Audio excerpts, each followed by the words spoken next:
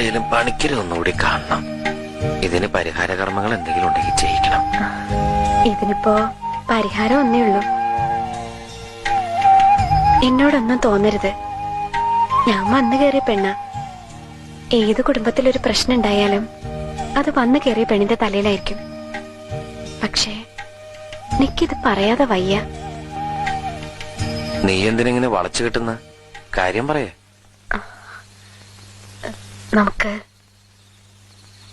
നമുക്കിവിടുന്ന് മാറി താമസിക്കാം സതുവേട്ടാ.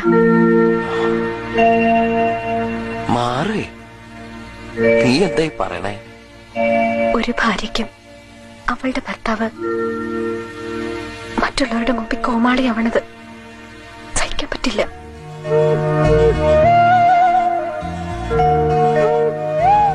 ഇവിടുന്ന് പോവാൻ ഇഷ്ടമുണ്ടായിട്ടല്ല.